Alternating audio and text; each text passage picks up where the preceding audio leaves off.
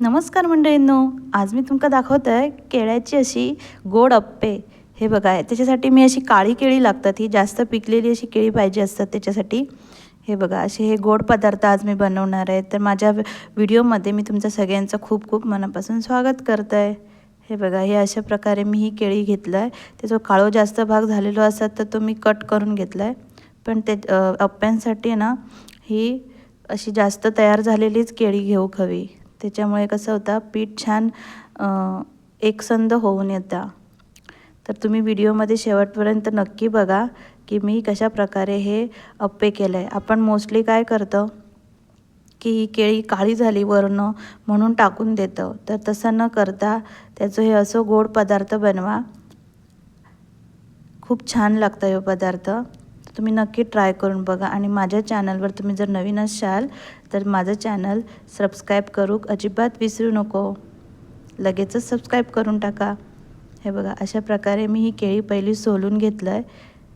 हे बघा, 5 केळी मी घेतलं आहे। त्यानंतर मी आता ते मिक्सरमध्ये बारीक करण्यासाठी छोटे छोटे आकारात कट करून घेतो आहे। आणि ही केळी असत ना, ही गावठी केळी असत, तर तुम्ही त्याच्यासाठी मोठी जी केळी येतात बाजारात तर ती सुद्धा घेऊ शकतास, फक्त ती जास्त तयार झालेली असाक हवी। हे बघा, अशा प्रकारे मी ती छोट्या छोट्या स्लाइसमध्ये कट करून घेतलं आहे। आणि केळी गोड असतात त्याच्यामुळे आपला गूळ पण थोडं कमीच घ्यायचा, नाही तर जास्त सगळा गोड गोड होऊन जाईल। तर हे बघा, मी एवढी केळी ही बारीक करून घेतलं आहे। त्यानंतर त्याच्यात आता आपल्या 1 वाटी गूळ घेतला आहे। त्यानंतर थोडंसं आपल्या सुका खोबरा मी हा भाजून घेतला आहे, तर तुम्ही खोबऱ्याचे चौकोनी असे तुकडे पण करून घेऊ शकता। हे असं बेकिंग सोडा घेतलं आहे मी आहे। आणि भाजलेल्या शेंगदाण्याचे डाळी घेतले अशा अर्धे करून, ते पण मस्त दाताखाली येतात अप्प्यांमध्ये, खातेवेळी छान लागतात ते, दाताखाली येतात ना। तर आता मी ह्यो गूळ आहे ना, ह्यो गूळ आणि केळा मिक्सरला लावून घेत आहे आणि त्याचं मस्तपैकी असं पातळ असं बॅटर बनवून घेत आहे, जेणेकरून काय होतला की गूळ पण आपलं वितळलं जातलो मिक्सरमध्येच। हे बघा, आपोआप पाणी न घालता मिक्सरमध्ये ह्या असा बॅटर बनला। हे बघा, किती कन्सिस्टन्सी बघा, आणि गूळ सगळं आपलं वितळलं गेलो मिक्सरमध्येच।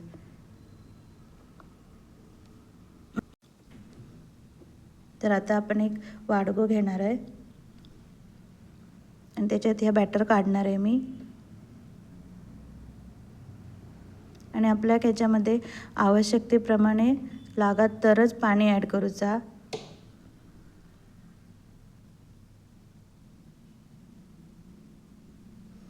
सगळं बॅटर मी काढून घेतलं आहे मिक्सरमधला व्यवस्थित वाडग्यामध्ये। आता हे बघा, आता मी जरा वेळ असं 2 मिनटं फेटून घेणार असं आहे। आणि त्यानंतर त्याच्यामध्ये मी 1 वाटी तांदळाचं पीठ घातलं आहे।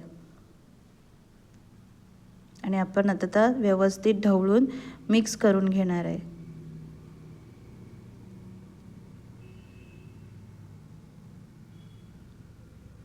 आणि ह्यो विसर असताना त्यानेच तुम्ही मिक्स करा, त्याच्यामुळे कसा पटकन पीठ आहे ना आता आतमध्ये मुरला जाता।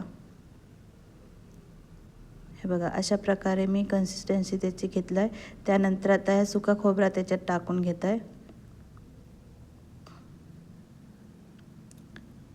आणि तुम्ही याच्यामध्ये काजू बदाम हे पण टाकू शकतास, तुमका जे ड्रायफ्रूट्स खावेसे वाटतात त्याच्यामधून, तर तेही तुम्ही ॲड करू शकतास त्याच्यासाठी।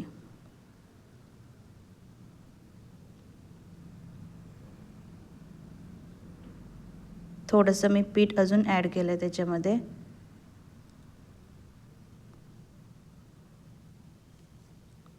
हे बघा, आता आपल्याला मिक्स करून घ्यायचं आणि लागला तरच त्याच्यात पाणी टाकूचा।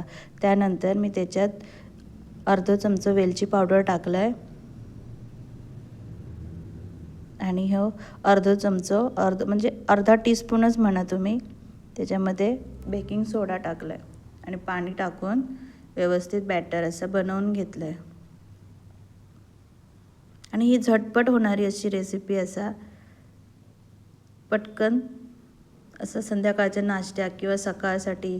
आणि हे अप्पे असत ना, हे 2-3 दिवस आरामात टिकतात. बाहेर प्रवासात वगैरे जायचं असतात काहीतरी घेऊन, तर तेव्हासुद्धा तुम्ही असे बनवून घेऊन जाऊ शकतास. त्याचं केळ्याचं स्वाद आहे ना अप्प्यांमध्ये इतकं छान वाटतं ना की मस्तच. आणि त्याच्यात मी आता एक चिमूटभर मीठ टाकतं आहे आणि मिश्रण पुन्हा एकदा व्यवस्थित ढवळून घेतं आहे.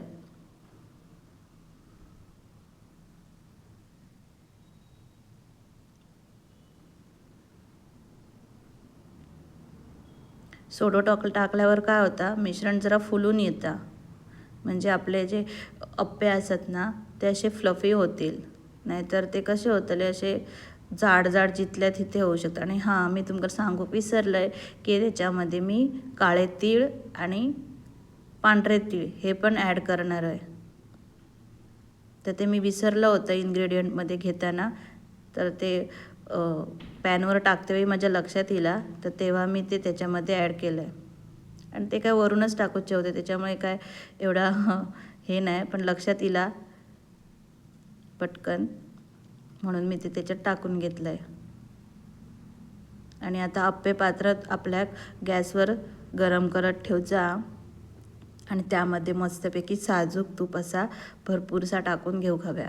आणि साजूक तुपाचा जो स्वाद आहे ना, त्याच्यात साजूक तुपामध्ये जे बनवतो आपण अप्पे ना, त्याचा स्वाद एकदम अप्रतिम येतं. तेच तुम्ही तेलावर वगैरे नाही येऊ शकत तेवढं, पण नक्की तुम्ही तुपामध्येच हे फ्राय करून बघा. आता चमच्यानं आपल्या एक एक एक एक अप्पे भरून घ्यायचे असतात. जास्तही भरायचे नाही, कारण ते वरपर्यंत फुलतात. त्याच्यामुळे त्यांना फुलासाठी थोडंसं जागा थोडी ठेवून देऊ हवी. हे बघा किती छान मस्तपैकी फ्राय होतात ना तुपात. आणि सुगंध इतकं दरवळलं आहे ना घरभर.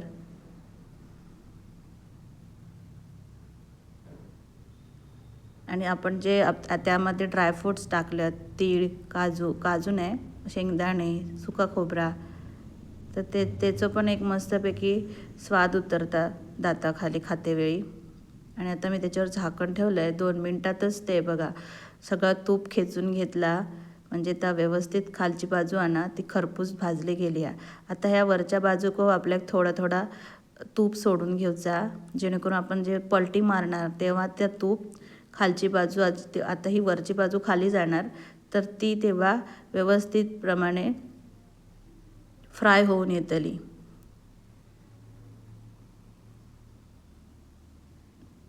हे बघा अशा प्रकारे ते नॉनस्टिकच्या अप्पे पात्रावर ना पटकन सुटतात. चिकटत नाही अजिबात. हे बघा आणि मस्तपैकी असे फ्लफी झाल्यात.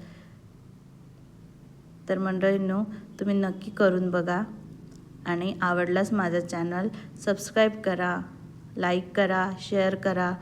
असेच नवनवीन रेसिपीज मी तुमका दाखवत जाईन. कोकणी पारंपरिक पदार्थ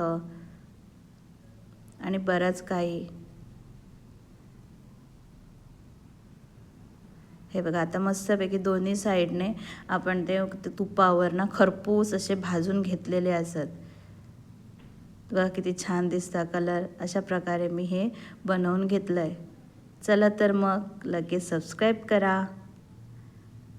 बाय बाय.